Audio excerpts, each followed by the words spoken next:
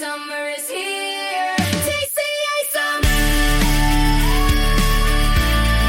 TCA summer. TCA summer. TCA summer.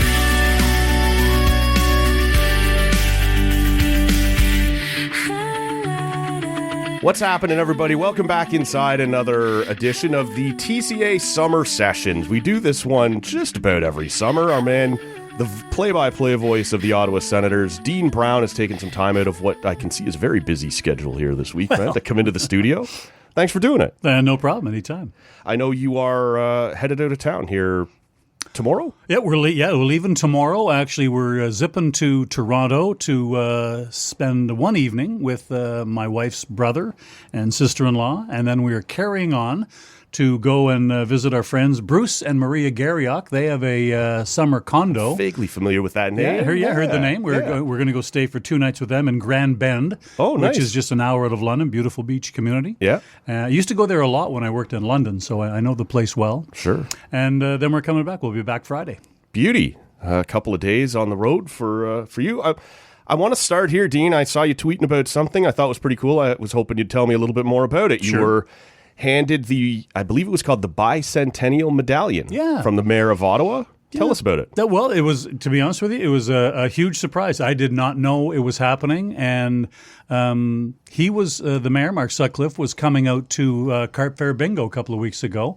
Just to do the mayor thing, shake hands, say hi to people. He called a game of bingo, and so they had a plan, but I did not. So I was there because you normally play a lot of bingo. Or? Well, played virtually every Wednesday this year. It's the first time I've ever done it, but my wife grew up there, so she knows the history. Sure. And friends of ours wanted to do it, so I said, okay. So I did not really know a whole lot about how it works, but went every Wednesday. I came to find out that Carp Fair Bingo every Wednesday in July is really more about the pie because it's all homemade pie. The pie, nothing sells faster than the pie. The pie is sold out before bingo ever begins. You show up for the dessert more than the game. Exactly. Well, because nowadays, where do you get homemade pie?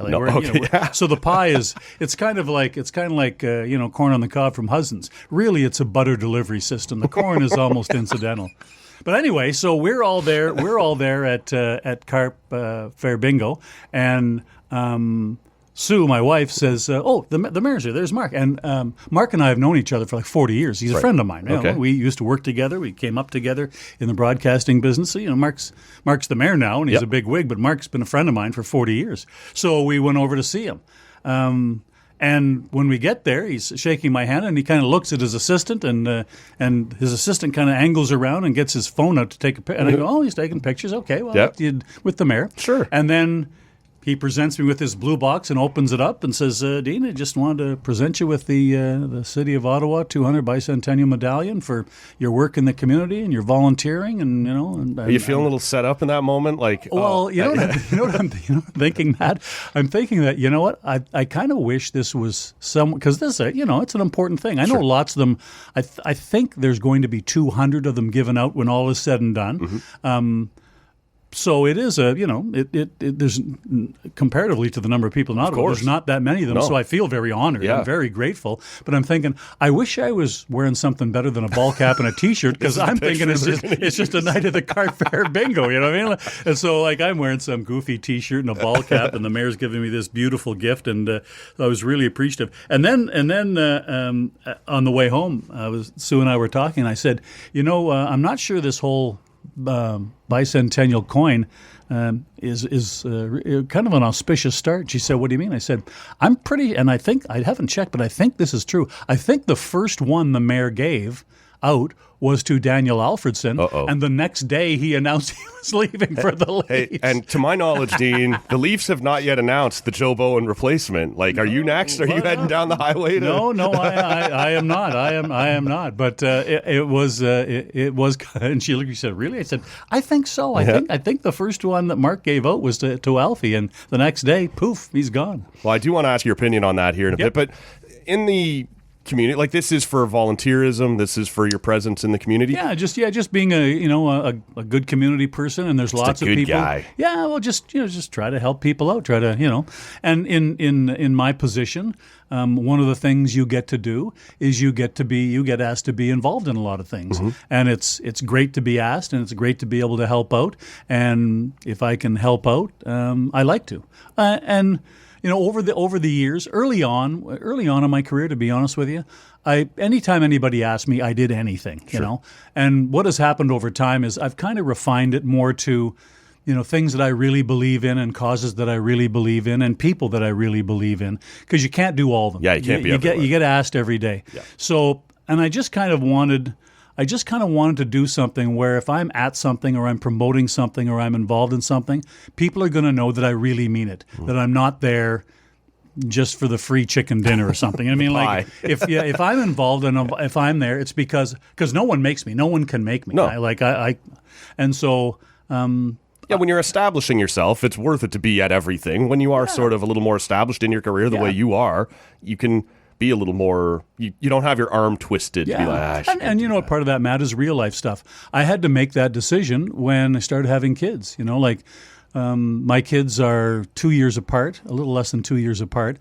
And so when you have kids and at that time, traveled for work, you're not home as much and there's things you have to do. And so you just don't have enough time to do them all. So how do you start making the decisions? Yeah, I've been on a 6-day road trip. Which, charity and community things can you be involved in and still have a life with your family and have some balance. So that's when I really started defining which stuff I'm going to be involved in. And there's other times when people ask you and you're fully in support of what they're doing and you want to help out, but you can't do it. Like my life, my schedule revolves around the NHL schedule and what's going on. And like I've had people say, I say, I can't do that.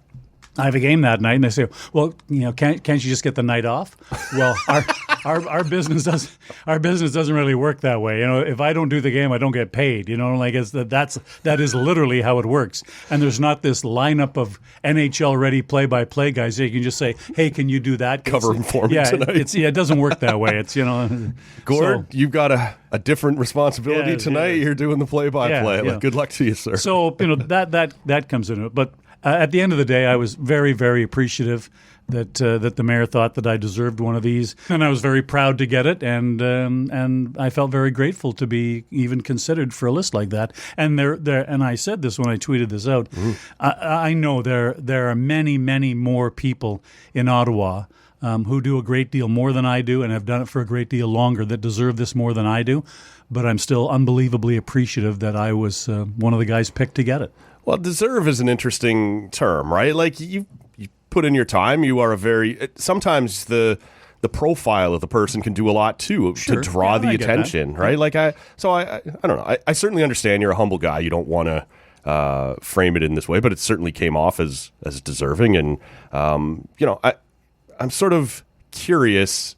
Do you have a couple of favorites, whether it be an annual event or a charity that you like to work with? I'm sure you can't cover them all, but is there one or two things that really kind of come to mind first for you when you get something like that and make you reflect a little? For me, the things that, and it's not exclusive, but the things that hit me hardest and first are kid things, things that relate to kids. I grew up in rural Manitoba and I had a fantastic upbringing. My parents were the best parents. As you grow older, you realize some people weren't as fortunate and didn't have, the kind of upbringing that you did. And you don't realize that when you're a kid and you don't know other people's struggles and you don't know what some kids have to see and endure in their house growing up. So as I got older, I realized how fortunate I was to have the parents that I had and 100%. How fortunate I was to live where I did in a little town outside of Winnipeg, a tiny little town, but we got to do everything.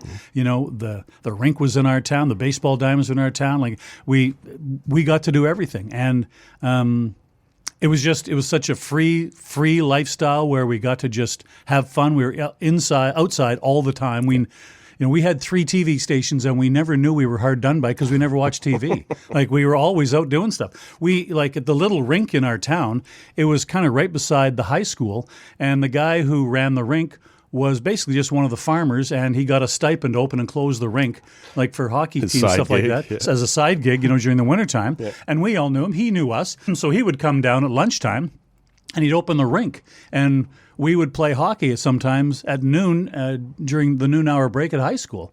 Bring all our gear, and when we were done, we would just leave it in the locker room because we were coming back for practice. And we never worried about somebody stealing it or, like that. And, so all those things. And I quickly realized as I got a little bit older that things aren't always like that. And like in our little town, nobody didn't play sports because their family didn't have the money. Right. And it's a farming town. There's lots of people that didn't have the money. But in our little town, there was an ongoing, never-ending equipment exchange. There was one room in the arena that was literally filled with equipment. And when you grew out of something, the idea was your parents give that to the room. Sure. And if you can afford to, buy new stuff. But if you can't afford to, you talk to the coach and you can go in and pick some stuff. Yep. And in our yearly dues to play hockey, your sticks were included, even though they were wooden sticks back then and not as expensive. But so nobody was excluded from playing hockey or baseball in my little town because they didn't have the money. That was never an issue. And so that's how I grew up. And so for me, when I see things, and some are more touchy-feely than others, and some are less. But like I like Kickstart from Canadian Tire. Sure. Whenever Canadian Tire asked me to be involved in Kickstart, I'm right there because I know it's a big corporation and it's corporate. I get that, but what's the basis of it? The basis of it is getting kids the ability to play sports.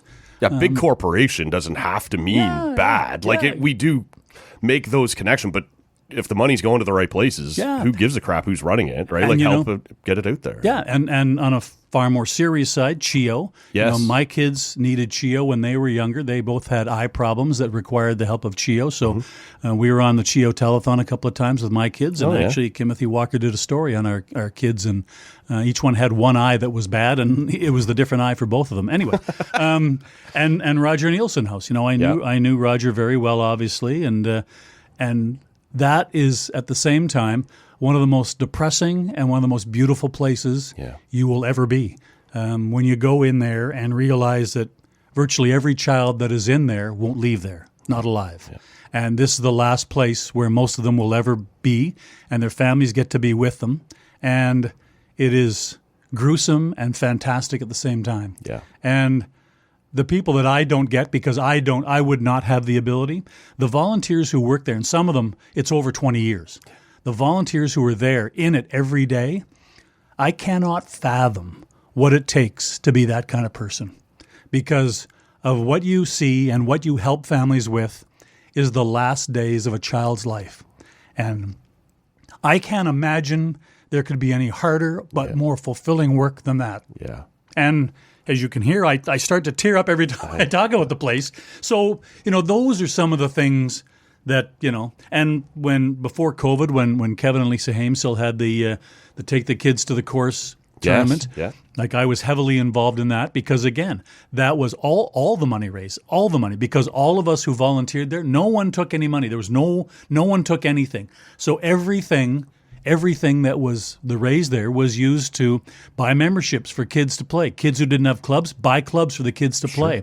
Yeah. Kids get to be better players. They're going to start trying to compete. You need to go in a tournament. We'll pay the tournament fees for you to get in. Like you not having enough money to chase this dream, that's not a problem. We'll do that. So those are the kinds of things that they tweak with me. They just do. And that's why, and I know this is a tie-in that seems natural, but I'm not forced to do anything. Yep. So much of the work that the Sens Foundation does is in those exact areas. Right. And that's why whenever they ask me to do anything, I just ask what time and where do you want me to be? Sure. Because so much of what the Sens Foundation does, and people don't know it, but the Sens Foundation, I think last year raised $2.9 million in total, like a huge amount of money. The Sens Foundation is less than 10 people. Like, that is a small group of very dedicated. Well, that's why it was so hardworking- rattling there a few years ago when there was that turmoil, and you're like, no, this has to get repaired, right? Yeah. This has to get. And so And it's it great did. to see them back up. And it did. Yes. And I'll tell you what, they Jennifer Cameron and Jacqueline and everybody at the foundation, they work so hard and they're relentless, and they're a small but mighty crew. And again, because of the tie-in to the team and everything, not everything, but so much of what they do has to do with kids. And even not directly at kids, like some of the stuff they do with food banks. Well, you look at the number of kids in our community who go hungry every night. If you're donating to a food bank, that is a kid's charity. Right. In some way, that is a kid's charity. So those are some of the kinds of things that I choose when I'm choosing something that touches for me. Those are the things. You're right. Like I'm very similar in that way. In some ways, I'm a very cynical guy. You can tug on my heartstrings with kids' charities and stuff like that, right? Like Hoffley and I, Chris Hoffley, I'm sure, all the time. Anytime we end up in a bet, like he'll use my platform or my Leaf fandom against me, right? And he's like, "It's Leafs and Sens tonight. $100 to the Sens Foundation on the winner," right? Like little bets like that, right? And it's just an easy way to publicly have some fun and do a little bit of good at the same time. And like you said, like these are places, man, that badly need the support.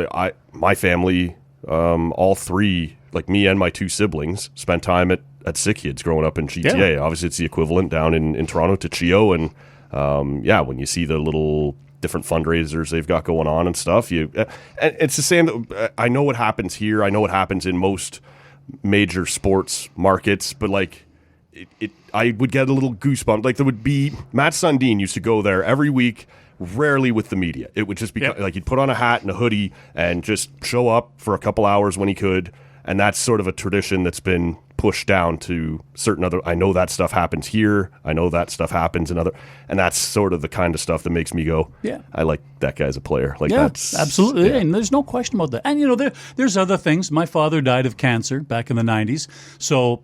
Anybody when the Cancer Foundation calls and wants me to do a PSA or something, I'm front of the line to do that. Touch a personal note. Yeah, exactly. Cancer touches. There's no one that cancer doesn't touch. It touches everybody. My mom just passed away 2 years ago with dementia. Mm-hmm. So when dementia stuff comes up, hey, I'm more than willing to help out because it's personally touched me. Sure. But again, if I have to rank them in order. The Heart Institute is a huge thing in this community, and how many lives they save. It's a massive thing. That's also on my list. Mm-hmm. But if I have to prioritize them, it's almost anything kid related, and then the others. That's just the way I'm wired. Well, in the interest of trying to make an inelegant transition to a new shift, congratulations on the award. Thank you. Unlike Roger Nielsen himself, standing up for Roger Nielsen House is not something you have to wear a paper bag over your head for. No, right? No, you're absolutely right there. So, I want to talk to you just for a minute about you and a lot of your friends there in the local media were invited to be part of the Sens schedule unveiling, which was incredibly unique. If people haven't seen this, we'll link to it in the show notes, but I'm sure most people have. It was, and this has become a bit of a thing across sports, people trying to come at the schedule reveal from a different angle. And so this was sort of a play on reality TV, and they had yourself and Gord. They had obviously Bruce covering as some of the writers. Wally was in there. And the only ones that weren't were the ones that weren't in town. Like Claire was away doing World Cup, and they used her to kind of do the intro or the preview of it. When she got back, they taped that. Yeah. And who else wasn't there? Julian was out of town. Was out of town, so Julian couldn't be there. But radio represented, TV represented, podcast and the written word all represented. How early does that get put on your plate? And kind of here's what we're thinking, Dean. Do you think we can pull this off? I think I was asked, a month and a half before we were actually starting to shoot, if I would be interested. And I said, yeah, sure. I didn't really know. I said, you're going to have to, because at the time they said I said, well, whatever we're doing, you're going to have to send me a script or something because I've never seen the show that they were basing this off Right. of. I've never seen an episode. I don't know how it operates. I don't know what the dynamic is like. You couldn't be more in the dark than I am. And I realize it's a cultural phenomenon, and virtually everybody's seen at least one episode. Yeah, it was like except me. This was the real media members. Yeah, of Real Ottawa. Housewives of something. Yeah. And they did it in trying to replicate, I guess, the show they do every year at the end of the year, where the host sits there and they hash through some of the drama. So I showed this thing to my sister because I don't know anything about reality TV either. Yeah. So, like, I enjoyed it in the sense that it felt like everyone who showed up was willing to. Yeah. Like, let's have some fun with this. But I was sure there was references I was missing or elements that I wasn't totally. So I sent it to her and she goes, I don't know anything about hockey, but that was hilarious, right? Like, that was awesome. So just two different angles, right? Two people watching it from two different perspectives. It was lots of fun to do. We really did have a good time. Somebody said, well, this scene like took 175 takes, which it was just exaggerating. And I saw a couple of people write, yeah, that had to be a horror show to do. No. Most of the time where we had to stop takes because either one of us forgot our lines because we're not actors, Sure. but we just started laughing. You know what I mean? Like, it was really good. And I had a couple of people say to me, said, so what were you ripping into Creature about? I said, it was all scripted. It wasn't like none of These it were was my made. personal. Yeah, none of it was made up. And I said, actually the whole thing with Creature where we were talking about being in Vegas and Gordon and I going to the rink and forgetting him. Creature was never in Vegas with us. It was a completely the host of the pre and post game show does not travel on the road. Yeah, he was not with us. No. But so it was a completely scripted thing, and I think they did a great job scripting it and a great job shooting it. They really did a great job doing, because there was so much more work by all the people doing it rather than just us coming up and reciting our lines. I thought Bruce, number one, was the best actor of us. Like, he's the one who sold it the most. And Wally was the most impressive because he had the most lines. There's no chance. Yeah, he was sort of playing the moderator. Yeah, he was playing the role. most. So he was involved in every conversation in some way. And I thought he did a great job because just looking when I first got the script, I'm looking at it going, well, I could never be that guy because I could never remember that many lines. Like, I didn't have that many lines and I couldn't remember my lines. But you're so right about Bruce. Bruce had the line that was alluded to, I need to get away or a fresh start or whatever it was. And you're like, he's breaking up. Yes. And it was about obviously Brady and the Panthers and whatever else. So No, that one was when he was upset that two of the younger members of the media, the next generation, were fighting with each other, and it was oh, that's right. He was becoming distraught over it and had to take a break, and just him walking around the corner taking the Kleenex and pretending he was crying. It broke us up because as far as just the pure acting, that was the best. But I think the guy who had the hardest job was Wally. Most lines. Just because he had so many lines. Yeah, it was really interesting, right? Like, you've seen a whole bunch of different teams try this in different ways. One of my favorites from a few years back, you may remember it, I'm not sure if you'd seen it, the Red Blacks did one that was like that show Hotter Ones, where you try increasingly hot chicken wings. Oh, yeah, I've seen that. Yeah. That one was really well done. Like, I kind of like it. Sometimes, they work, sometimes they don't. Take a swing and have some fun with it, see what happens. This one seemed to land pretty well in a fairly cynical world. Like, people are happy to rip things to shreds when it sucks. I didn't see a whole lot of that this time. Like, I think people understood the fun element of it, and I think they understood we're not actors, you know. So you're trying your best. But some people, it is funny how they think or they perceive that part of it must be real. Because I had a couple of they say when you walked in, why are you so mad? Like a moment, because it's in the script. That's what I was that's what I was Dean Brown told enters to do. angry. Yeah, and Dean Brown come in and start giving people crap. The one thing that I required a little bit of trust on all of our parts, well, especially Gordon and I, there were the parts that they bleeped out. They asked us to swear. Oh, to really actually swear. Yep. So that they could then beep it out, but it doesn't look like they're just, they're bleeping. And I said, give it a little authenticity. I'm putting a lot of faith in whoever's editing this because, some of the stuff you want us to say is not stuff personal. Like, it's not going to ruin my life or my career, but it's personally not stuff I would like there to be Mark tapes out Sutcliffe's there. not going to be able to give me an award if I'm out here cursing at everybody. How many F-bombs did Dean and Gord land in the 2 minutes? But they did. They beautifully bleeped out everything. Oh, yeah. But if you look at that and think, I wonder if they're really swearing, we were really swearing. I have read that in a few different places that it's much easier to just tell people to say the word rather than give them a fake word and then beep. Like, it's less natural if you're, trying to get them to say a safe word and then beeping it out. No, just let it fly and we'll deal with it. Well, in that's post. one of the things that delayed things, because Gord, in this one segment where I'm swearing at him, then he starts swearing back at me. Gord all the time was adding something extra that wasn't in the script at the end of it, which was far more inappropriate than anything they had written. So everybody would break out laughing and stop, tape, stop. Take 24. Yeah. So anyway, that was part of what was going on there. It was, I have to admit, I had some trepidation in doing it because, again, I didn't know anything about the original show, didn't know how it was supposed to look. Right. And I'm reading some of these things, and like I said, I was a little bit apprehensive about swearing on camera, even though they say they're going to beep them out. Not sure I like I go back to a friend of mine, Dave Moyer, who's a stats guy, who got suspended years ago working in Calgary. He's doing stats, and show's over. Calgary Flames game is over. It's over. So they're tearing down the studio upstairs, and he's just talking to the other guys up there as they're taking down the broadcast booth, taking the cameras apart, and talking about a couple of players in the Calgary Flames team and how upset he was with how poorly, anyway. So he's saying some things. Well, somebody downstairs in the truck is recording that, and then somebody else put that on the internet. Yeah. Well, he almost got fired and got suspended. Now, these are your teammates. Yeah. These are guys who should be looking out for you, not setting you up. So I've always been a little bit cautious about, where is the signal there going? Are microphones in the room? There's microphones in the room, Yeah. So, but anyway, it turned out to be great. If they asked me to do another one, I absolutely would, because it's tons of fun. We had a great time. And, it was lots of fun to do.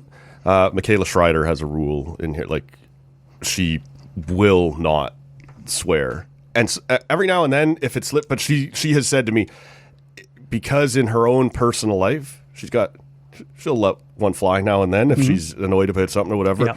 When she comes in here, she's just like, I have trained my body or my mind to be at a point where if there is a microphone, I will not swear, because I don't want to allow my mind that moment that it might happen on the show. And so, she's like, even in here, I can't do it. Wow. I can't swear. I can't. I can tell you from experience, if you're on a hot mic somewhere, lots of times the worst things that happen don't revolve around swearing, but telling the absolute truth about something that you shouldn't tell the absolute truth about. Those can be far more consequential than just I've dropping heard so an many F-bomb. people say that. The problem is rarely that I've been caught lying or saying something inappropriate. It's that I'm saying something honest that I wouldn't want out there. Yeah, for sure. It's telling the truth. Yeah, for at sure. a time Absolutely. Let me ask you a little bit about in this, as we sit here right now. Why are you hesitating? How long have we been doing this? And there's nothing you're going to ask me that's going to make me feel... Honestly, I just talked myself into a corner in terms of the way I wanted to phrase it. Okay. And I was looking for a way out, so that's all. Throw it at me. Yeah. Well, what's it been like now? Is this the first full season or second season where you didn't travel with Last the team? year was the first full season, didn't travel. Okay. How was the adjustment in terms of the process of calling a game from distance? Well, for me, Matt, there's no adjustment because I'd done it before. So, like when I worked for Hockey Night in Canada, there were games. There's some games in Europe that I did. Greg Millen and I did. There was one afternoon, we were in Toronto, and originally there was a Calgary game somewhere in Europe that TSN was supposed to do. But then after the league changed the time of the game in whatever country they were in, Germany or Czech Republic or whatever, it conflicted with a NASCAR obligation that TSN had. So basically, they asked CBC to do the game. Threw it in your lap at the last So they minute. didn't have a crew plan for that because it kind of got dropped in their lap. They knew I was going to be in Toronto anyway because there was a Senators Leafs game that night. Okay. And Millsy was going to be there too because he was working on the Leaf broadcast. Right. And so basically he and I were in the afternoon in a studio in Toronto calling this Calgary game off monitor, and then literally walked down to the ACC at the time, as it was still called the ACC. Yep. And I did always radio, be. he did TV, so we got paid It was a double billing day. Got to I put wonder how in many two people invoices. listening to your broadcast would be like, man, those guys on a flight back from Europe. They must be super important. They flew them back from Europe just for this. Yeah, no, I didn't. Nobody. I'm not sure anybody put the 2 and 2 together on that. But yeah, that isn't. So and I had done some other ones, so there's no adjustment. Yeah, you would have had to do it during the pandemic too, I'm sure. Yeah, exactly. Yeah. So, and by and large, it's easier for the play-by-play guy because the camera focuses on the puck and the puck carrier, and that's my job. It's far, far harder to do games off tube for the color guy because he can't see the stuff that leads to a play. He can't see as much of the stuff, and he doesn't control what replays he gets to see to be able to explain things. He never knows what's coming because there's no obligation for the TV producer to tell the radio guys in their earphones, okay, we're going to do this replay, then this, and I'm not sure there's even a way communicatively to, and I'm not even sure that's a word. I'm not even sure there's a way to actually be able to tell us in our radio studio because we're basically just slaving off the program feed. In other words, the pictures with no audio of the TV feed. So for me, it's not a huge imposition to do it. It's just like anything else. It's fine. It's fine to do it that way. But the thing that is most disappointing is that you can do a far better job if you're there. Right. You know that if you can see and hear everything that's going on, and you see what's going on the bench, all these things, you can see them and you're around them, and the people that you can talk to during the day live, from the other team or. Well, this is it. The last time you were in here and we talked about I don't think it was out yet that you wouldn't be traveling at the time in the coming season, but that the idea had become like you and Gord often were the only media people on the road around the team getting these little stories, or it could be nothing more than being in the lobby and seeing so-and-so's got a limp today, right? Or absolutely. And all of a sudden that connection is got, like, maybe you can still do a perfectly good job calling the game, but those little extra connection points with the team along the way disappear. Yeah, it's a way to do it. It's just not the best way to do it. But the other side of the coin, I don't take it personally. It's not my money. It's not my business. And if you look at the way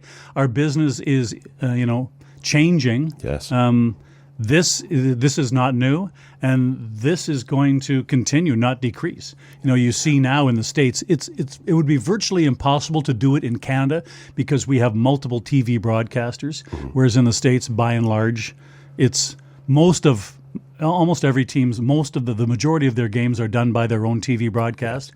So, for those games where it's an ESPN game, they just put their TV guys on radio and you still have a broadcast.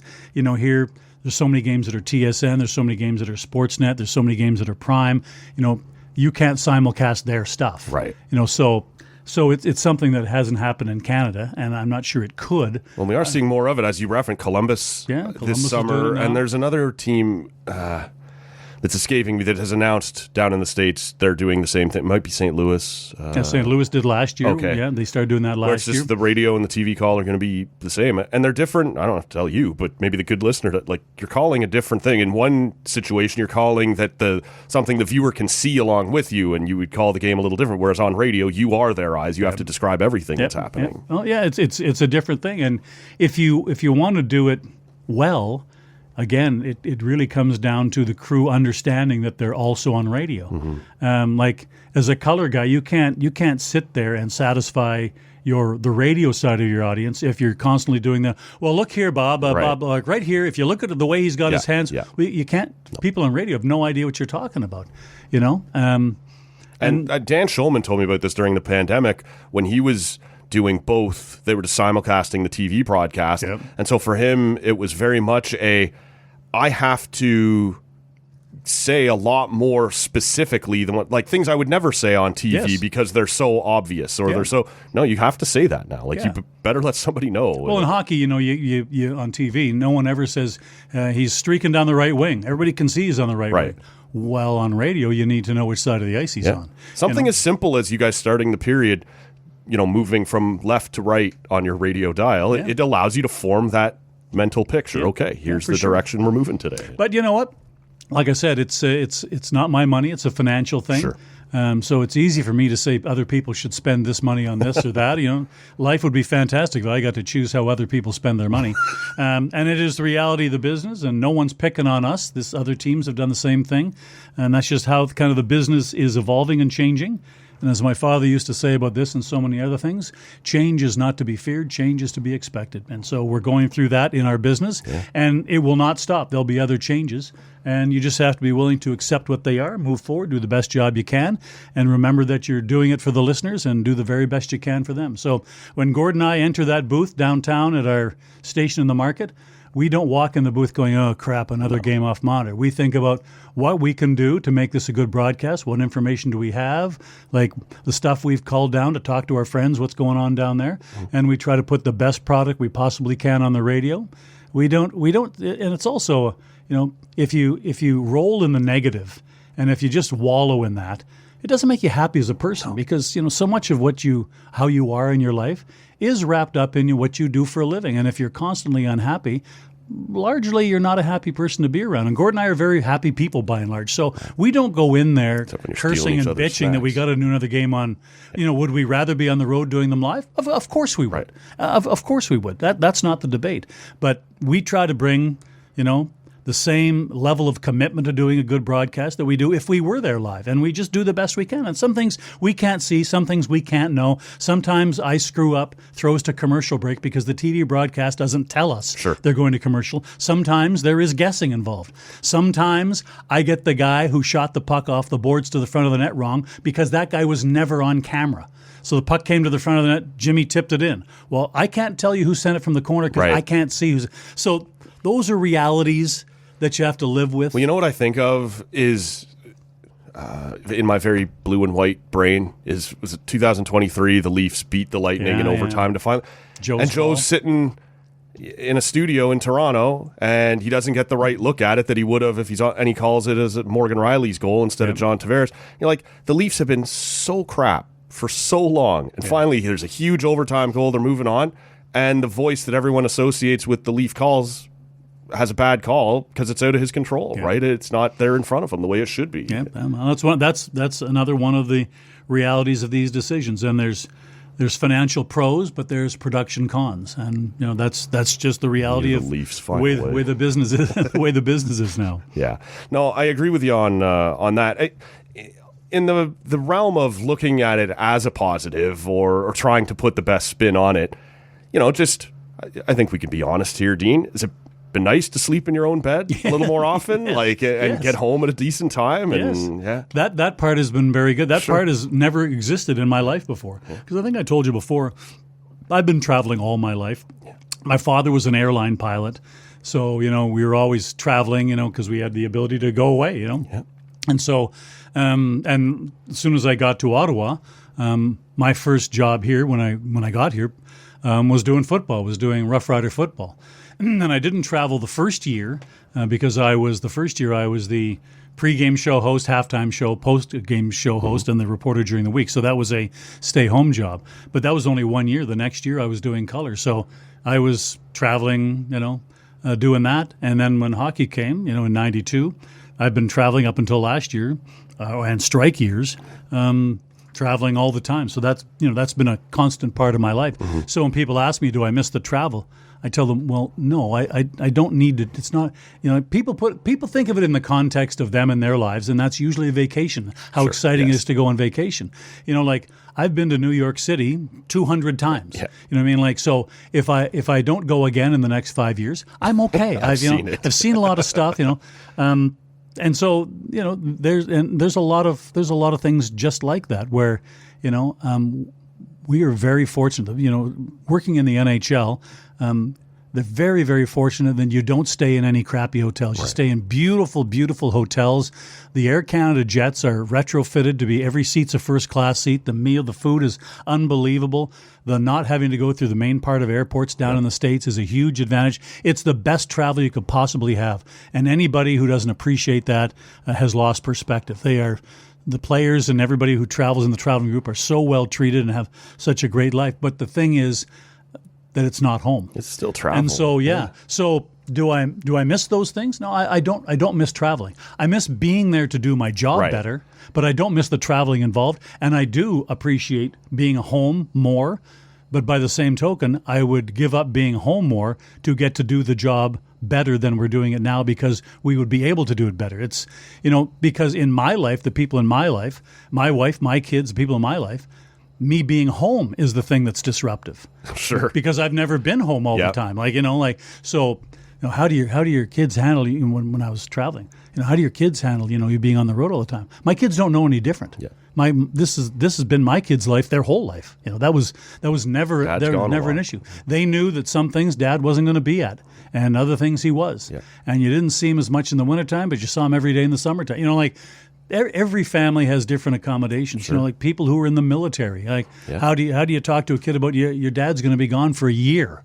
That's a real conversation. Me going on a stupid hockey trip is nothing. You know what I mean? It's all a matter of perspective. But to answer your question, I do of one of the good side benefits is being home every day, sleeping in your own bed. Yeah. And that is a side benefit that I do enjoy. Just by happenstance, you've mentioned Calgary a couple of times in this conversation. Did you know Peter Marr well? For people who haven't heard, he passed away here recently. I knew Peter, the voice of the radio voice of the Flames. Yep, I knew Peter pretty well, but didn't spend a lot of time because in the other conference, I would only see him twice a year. Once when they were here and once when we were there. But I early on in my career doing hockey in the early '90s, when we were in Calgary.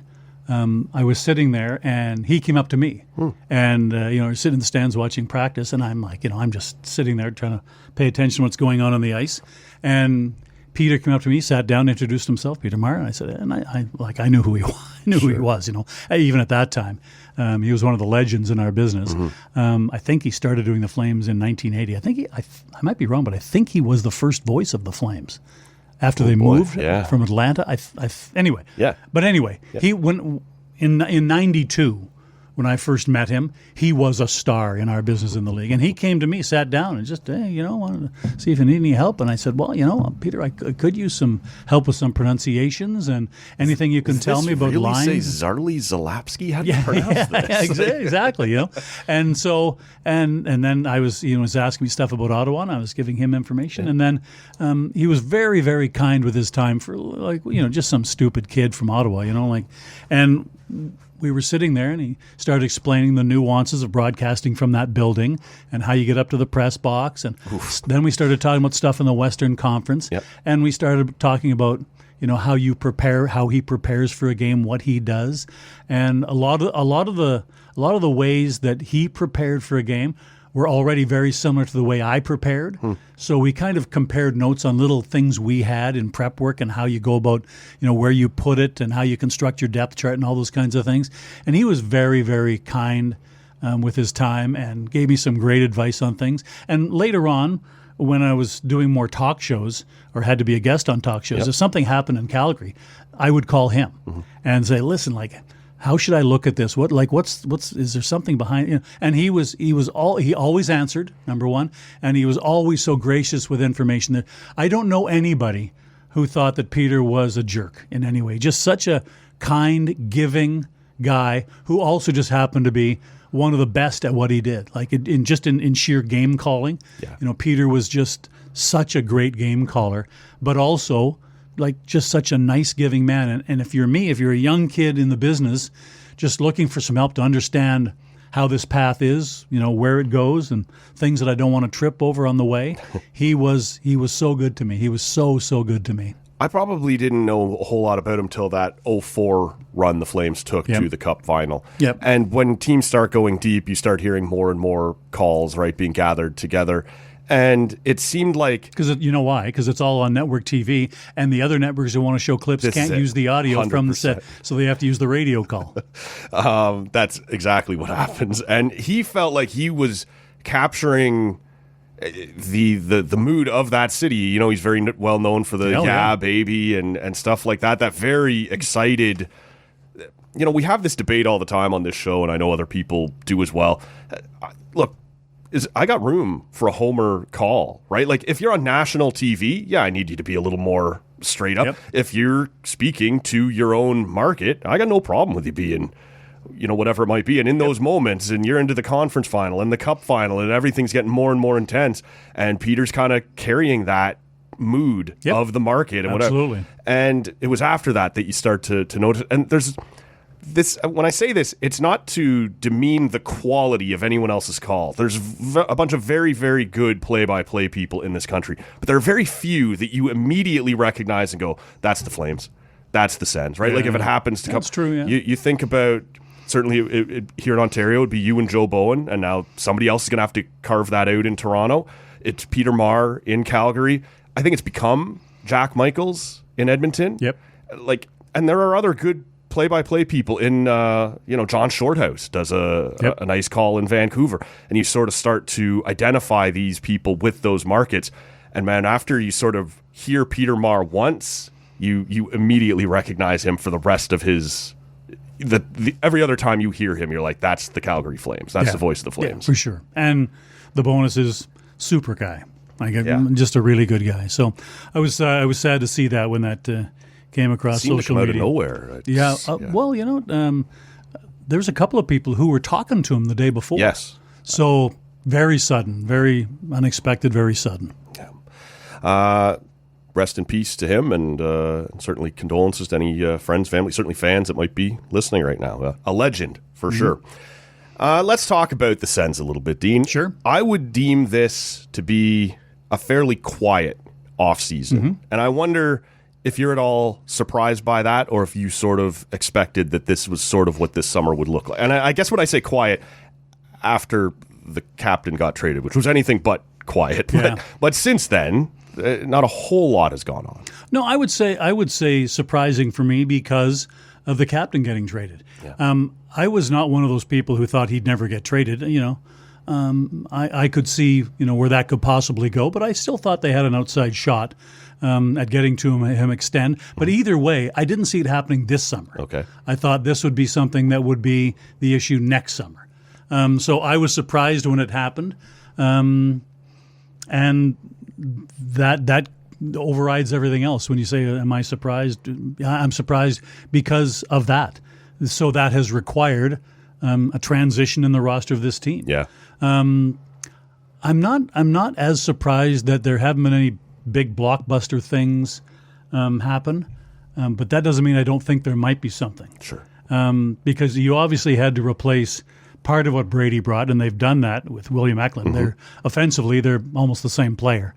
Brady clearly just goes about it a very different way, and he's a unique player. Even if you're on the Brady hate unicorn, team I now, believe we all call him, right? Yeah, absolutely, and all that is true. Yep. So that's one side. And the question that is, until you see something happens or something changes on this team, in who picks up a different part of the role, I think the question everyone's asking, and I don't know what the answer is, but everyone's asking, who replaces that physicality? Because you can replace the offense, and I believe they've done that, but who replaces the physicality?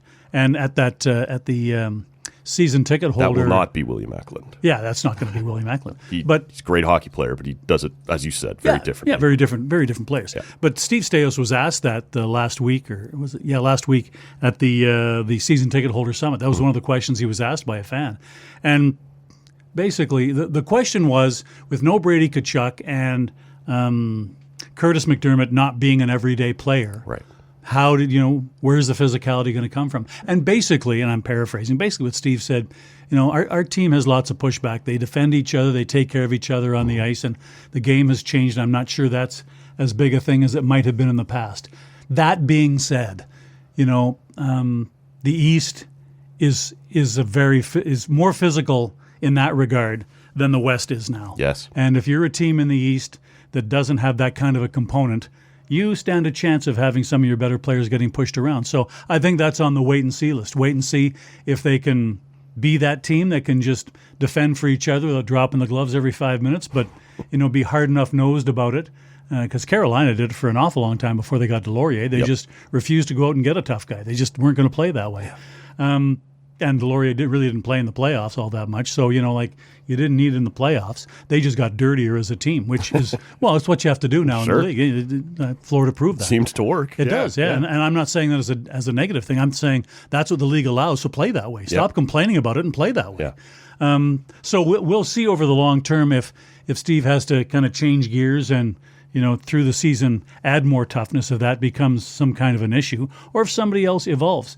But the other thing for me is one of the reasons I wasn't really expecting any kind of a blockbuster other than Brady leaving was I'm not sure how much you can do and how much you can invest in that kind of a player that you'd be looking for until you get the Drake Batherson thing resolved one way or the other. Until is that going to be $9 million, $10 million, $11 million, $12 million? Is that going to be 6, 7, 8 years? Like, what's that going to be? Yeah, Anaheim, San Jose, and Chicago didn't do you any favors in terms of keeping that number low. Yeah, right? exactly. So, going out and making a blockbuster deal, well, that's something that has to come, when the organization is in a situation where you can balance those numbers. Need a little cost certainty. Yeah, right? and there's guys coming up. Cleven's coming up. His contract's coming up. Zub. Yeah. There's lots of guys. Yeah. Fogel's coming up. Amadio's coming up. Giroux's coming up again. If Yakimchuk's as good as everyone expects him to be, it's not that far off that you're going to be looking at that, right? Yeah, exactly. So it's not planning for this year; it's planning for the next 5 years. And so it's easy to say, well, he's got to go make a blockbuster trade. Well, hey, hold on, like everything in its time. And number two, the marketplace has to be willing to cooperate with that. You have to have somebody out in the marketplace who's willing to make a blockbuster trade with you. And number three, and maybe the most important thing, almost any blockbuster trade involves you giving up something of great value to get something of great value. Nobody gives you a 10 for a 5. You know what I mean? Like, so you have to decide what in your organization you can live without of the things you currently covet today to be able to make a deal like that. So it's not as easy to do, and sometimes you can't go out and make a reactionary move because you feel you need to. And I think for that reason, Matt, I think that it's something that gets talked about every year here, but this year it'll have a different spin on it as well. I think the Senators' start to this season is going to play a big role in that because we know in the East you can't get behind early. So if things do not start the way they want them to, that could expedite something happening to change that. Because you look at this division. Like, everyone in this division thinks they're a playoff team, thinks they're good enough. There is nobody actively rebuilding right now. Yeah, exactly. Well, you can pick a couple where you figure they probably should. Well, this is it. But they're not. What does Detroit do with Larkin? If they trade him, is that a clearly future package? And then we could maybe lump them into another. But at Toronto, I don't know. Clearly, Toronto thinks they're taking another run at this. We'll see if they're right or not. Yeah. But everybody's intent this year seems to be a playoff team. Yeah. And that's going to make it tough here. I do want to ask you if you and push back on this if you think I'm exaggerating or overstating it, because I don't want to make this a bigger thing than it is. But I wonder if there's anything about Brady leaving that addition by subtraction. Clearly, towards the end of last year, there were some distractions making their way in, whether it be the podcast, whether it be the White House, whether it be these sorts of things. And I don't get the sense that the locker room hated Brady, but I do get the sense that maybe there was some guys in the locker room going, wow, enough of this, right? Every week that seems like so.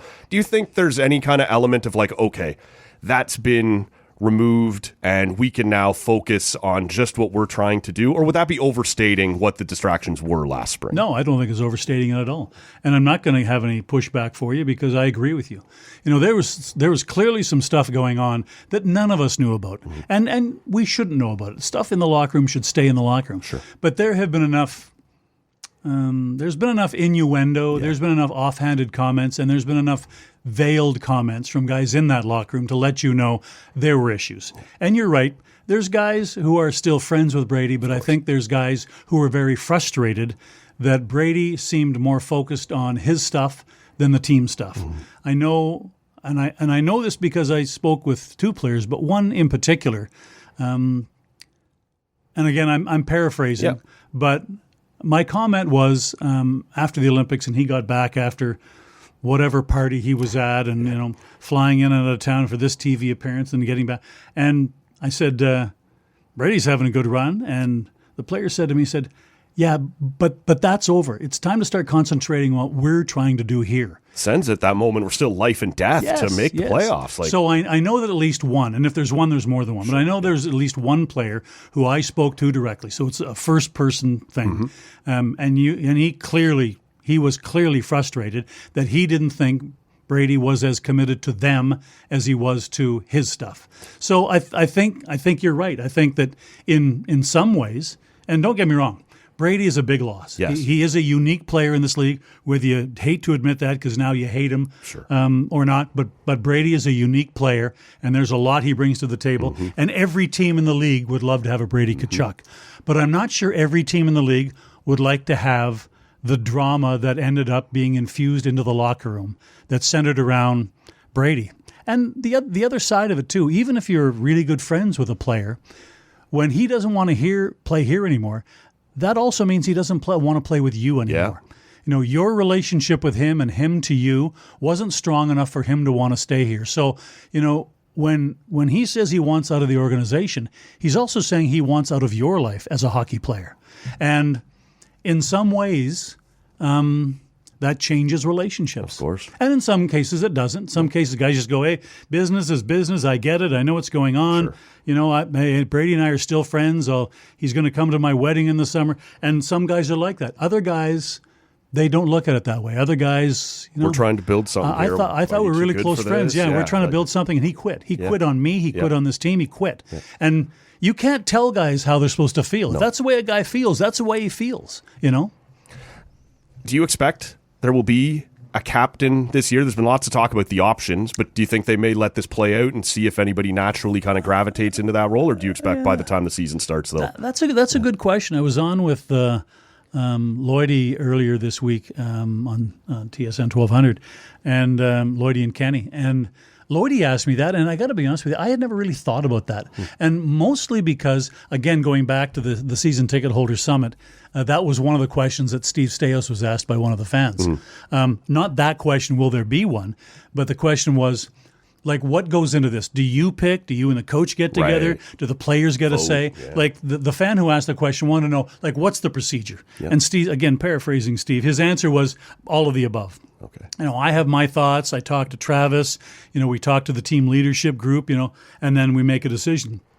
But he only talked in terms of picking one, not when. So I never really thought of if there.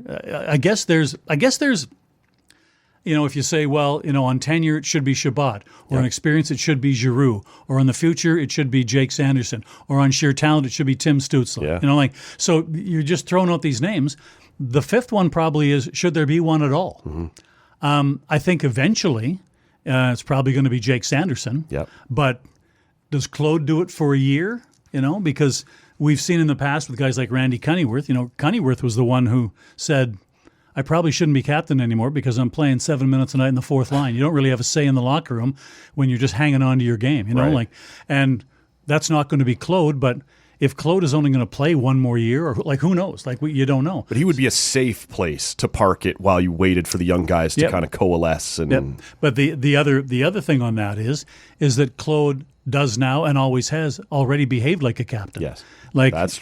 Does he need the extra gravitas? Yeah, right? He doesn't need the C to do the things that a C does.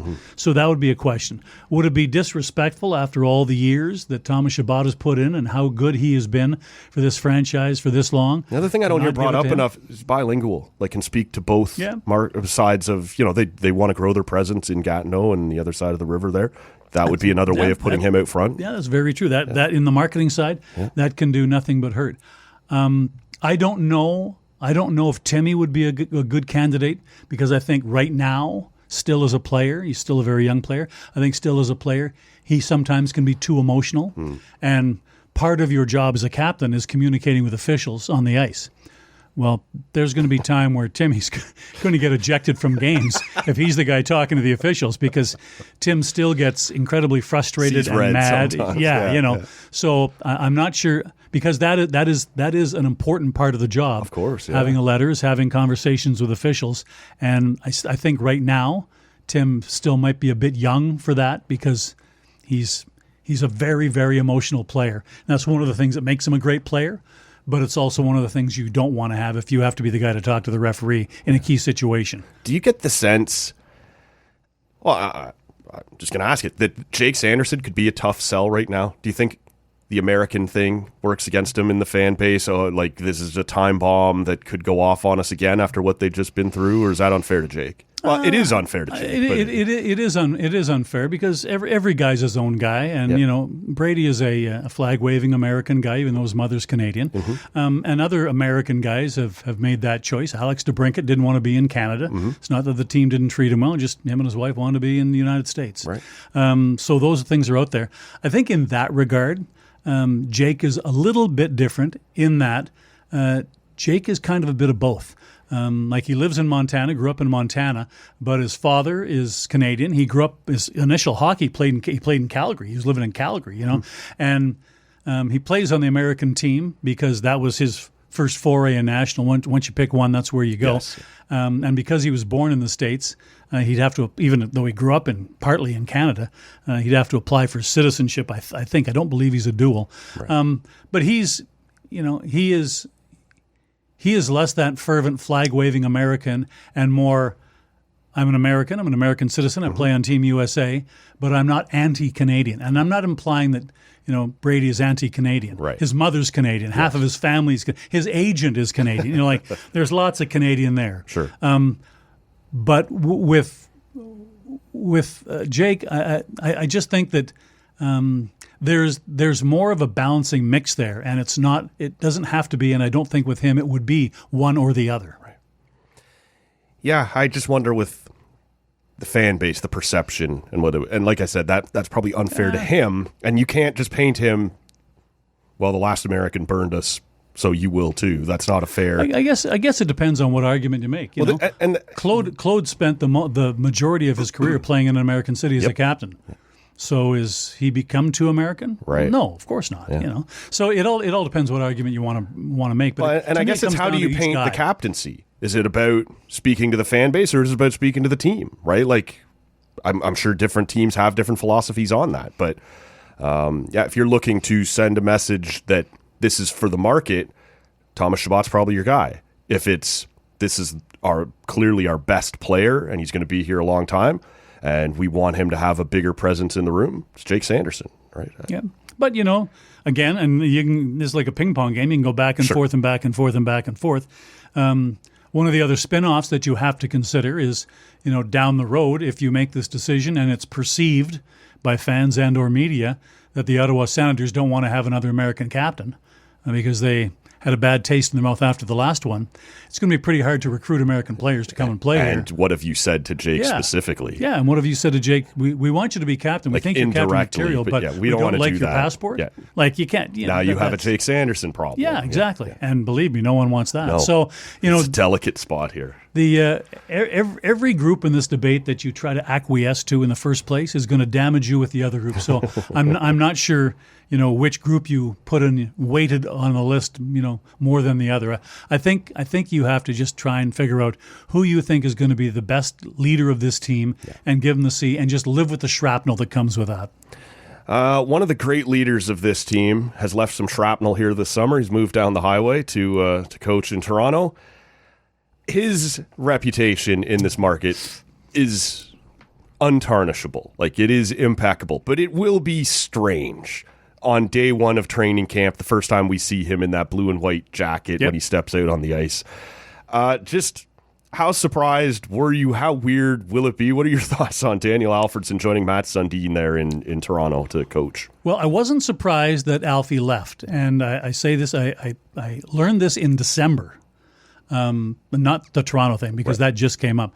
But I was told by a very good first-person source in December that Alfie had decided that he wants to be a coach and that he knows to do that, you got to leave. So I was told in December, Alfie won't be coming back. He's got to move up. He can't just be one of the assistants here in Ottawa, and he knew that. So I knew in December he wasn't coming back. The Toronto thing happened very late in all that, and I was surprised by that simply because I didn't know that he would be given that opportunity. So I was surprised. But for me, I understand what he's saying, and I understand the mentality, and I understand the business. But I also understand the emotion of the fans. And for Daniel, he's chosen a career path. When he first came back to the organization, he was doing player development stuff. And so he was out on the ice helping guys with their game. And I remember asking him once, I said, "You kind of getting the itch? You want to be a coach?" And he said, I don't know. He didn't even want his position named. So I'm just coming to the rink. I'll go on the ice, noodle around with the guys, see if I can help. Yeah, because he didn't know what he wanted to do. And me, and not that my counts, but lots of people, told him, if you want to become an assistant coach, there's no way they're going to say no to you. But you have to understand how it's going to change your life. The amount of hours that assistant coaches have to put in is the average person doesn't understand the mind-boggling amount of hours you have to put in as an assistant coach. It's as close to 24/7 as anything in the league is. Oh, absolutely. Yeah. It's like the moment after a game, the moment they get back on the plane, before they eat, the laptops are open and they're going through game film. It's a huge commitment.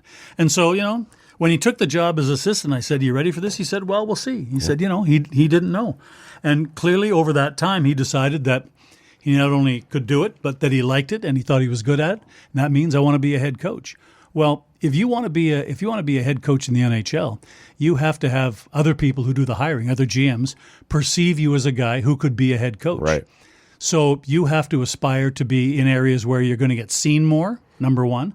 Number two, you have to look for positions where it appears that you're ascending. So the job that he was offered in Toronto as an associate coach and not an assistant coach gets you noticed because the associate coach is the next step to being a head coach. And like it or not, if you're in Toronto, there's going to be a lot of GMs that see you just because they're on national TV so often.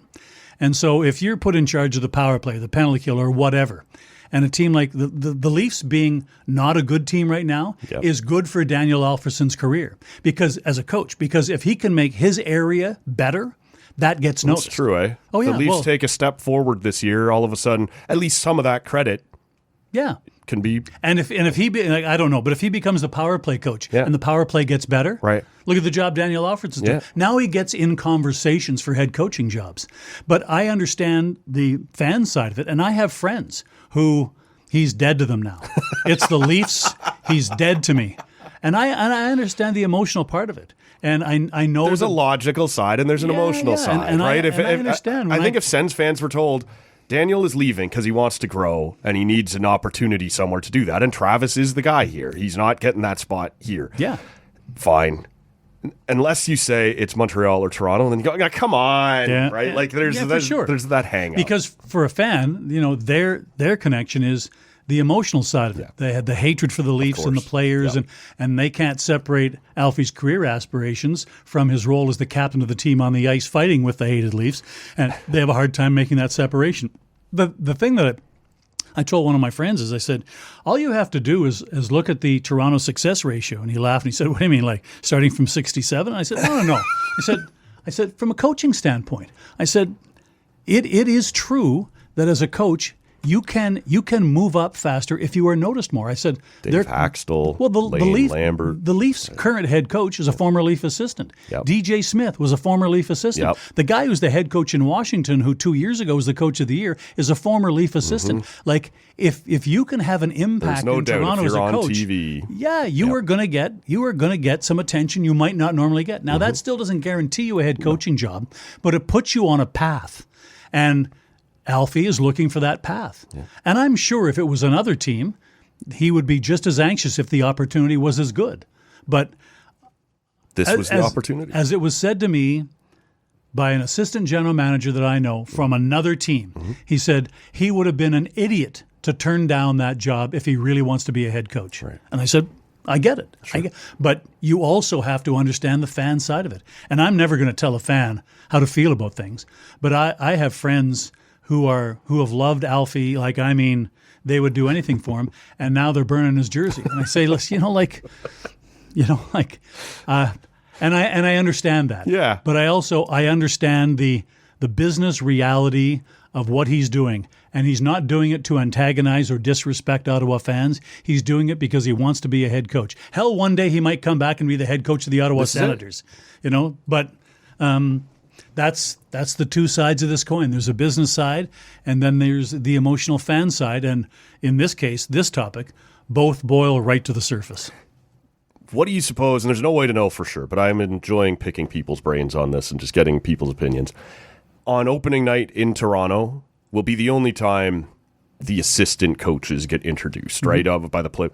Are Leaf fans going to boo their own new associate head coach? And the first time he comes back to Ottawa, I don't know if they'll do, during a commercial break, please welcome back Daniel Alfredson or not. I'm sure they will. Will anyone boo him there? I'm sure in they will. either market, will he get booed for doing this? I'm sure there will be boos in both markets. Yeah. I hope here in Ottawa, and I don't know, because again, I'm never going to tell a fan how they should feel or how they should react. But I hope that there's a significant number in the building who appreciate everything he's done, for this team, for this franchise, for this city, and for our country. You got to remember, he's a Canadian citizen. He and his family became Canadian citizens because they want to stay here, and they still have their house here. His son's going to be playing in Kentville this year. He's in Toronto, and he's going to have an apartment there, and he's going to be working there. Yep. But he's an Ottawa guy. The things I think I'd like to hope that people remember all the things that Alfie has done and the way he's carried himself and the way he's represented this city and this team over the years, and all the things he's done outside of it. My personal belief is that the work that he did early on with the Royal Ottawa Hospital, being the first major professional sports figure to come out publicly and support a hospital like the Royal Ottawa and bare naked his family's truth about mental illness and the issues that their entire family has had with his sister's documented mental illness issues and how the families had dealt with it and how difficult it is, and really opening up all those private, super private things about you and your family and your life for no other benefit than trying to help other people be able to get past their challenges. That was a huge thing. And now there's not a city in North America that has a professional sports team where you don't have professional athletes advocating the way Alfie did. But he was the first. I did this is not scientific, but at the time I did a brief search just trying to find anywhere where there were stories about another professional athlete in any other sport, right? In any sport that did anything similar in any city. Time to knock down that stigma. There was nobody. Yeah. It was Alfie and nobody else. And you look at all the other stuff that has blossomed and flourished out of that since then. So, like I said, there will be people who are going to boo. I think you can have both. And I remember back to Sundin's first game back in Toronto with the Canucks. And for the first period when he was coming out and he was touching the puck, he was getting booed. And then they showed the video package, standing ovation, everybody going crazy. The linesman backs out of the face-off to allow it to continue until Matt's finally dropped the puck. You're killing me, right? And it went all the way through, and most times he would touch the puck, he got booed. The game goes to a shootout. Doesn't it come down to Sundin has the chance to win it, gets booed all the way in, shoots and scores to beat the Leafs, the crowd goes crazy. Yeah. I think you can have these moments where the first time you see Daniel Alfredson's face up on the screen at the CTC with the Leaf logo beside him, or he'll be in a suit so he won't be wearing it, but whatever it looks like, I think you can have that moment to go, nope, Alfie, we don't like this. You can have some fun with it and still understand what he was to this market, right? But I don't think it's the end of the world if there is a boo here and there. No, I expect there will be. Yeah. With Brady, it'll be totally different. Brady will be, the boos will be raining down on him. Those will be heartfelt boos. And even that, in one respect, is interesting, Matt, because he asked for a trade. That's going to get automatic boos. But, Jason Spezza got pretty warm welcomes every time he came back to this building. And he wanted out. He signed in Dallas. He didn't want to be here anymore because he wanted some anonymity for him and his family. Right. And I get it. But generally, when you ask to leave, that will bring down boos. But Jason was never vilified the way absolutely Brady's going to be. Yeah. But different situations, different emotions from the fans for different reasons. It's their right to be emotionally invested, and that's one of the reasons why hockey is such a great game. Is that such a big part of the fan base is emotionally invested. Positive or negative, if you're emotionally invested, that's the key. Only apathy will kill you. Exactly. If you love it, if you love it in some way, it's going to make you twist. It's like any relationship, But apathy is the killer. One last thing for you. We are sitting here in mid-August. Where is your season prep? I know we're starting the season a little earlier in September, actually, before than normal. You starting to put your binders together? Where are we at? You know me. I'm very much a creature of habit. So the cadence of my life is kind of always the same. Sometimes people think I might be a bit anal about that. My wife shakes her head like, really? Like, you got to do that. But basically, I start building my templates for each team in mid-July.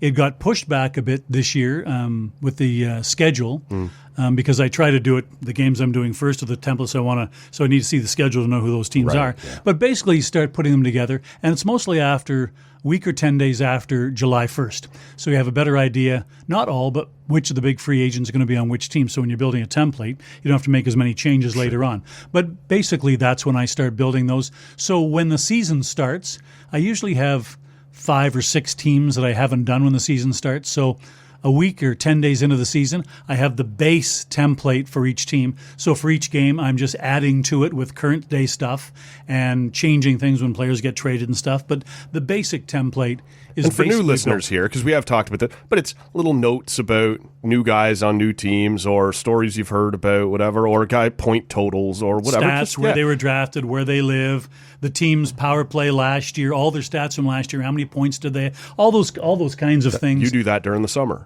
I do that during the ahead, summer. Yeah. So, no, that's all done on the computer.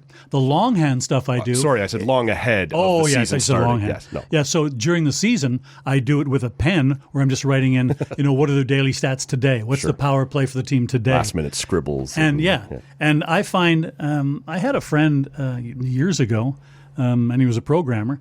He made me a program to do all that stuff where it'd be done like in 5 minutes. And I used it for about 6 months and then stopped because I found, like during the game, one of the key things to having all that stuff is knowing exactly where it is and what it looks like so that I can look down, I know where it is, and I have that stat or that story right away. Right. I found that my retention abilities diminished when the program was just spitting the finished product. When it was automated? Yeah. And so, I'm a little like that. Like I would rather input this myself and have that one more contact point with it, right? Yes. Yeah. And I just find that I remember where things are because the game moves so fast. I can't be sitting there, okay, did I put that on page 2 or is it on page 3? Like there's no time to do that. 3-on-1 coming up the ice and you got your head in your binder. You have to know where you put that and be able to go to immediately. And I find my ability to retain that is far better if I actually write it out old style with a pen. Mm-hmm. And I have some of the younger media guys going, "Hey, dinosaur, like what are you doing?" I say, "Well, let us get you an iPad, Dean." Yeah. No, I know the technology, and you know what? I'm in good company because Cuthbert and I talk about this all the time. Cuthbert has a bigger challenge because Chris is the same as I am. Now we do our prep very differently. He does his differently than I do, but we both do it by hand because of retention reasons. Sure. But Chris has a far more challenging thing because. Oftentimes, all of his prep is wrecked because he has his penchant for spilling his tea on his prep work. He's done it like 5 or 6 times. Like it's unbelievable. The whole week's worth of. I said, Chris, you can't put your glass further away, or watch where your hands Many of them are. come with a lid now. But Chris, he has this ability to find his tea and knock it onto his homework on a semi-regular basis. I said, Chris, I've been doing this for 30 whatever years. I said, I've only ever done that once. He goes, yeah, I do that once in the first month of the season. And then I said, I know, I don't get how you do that.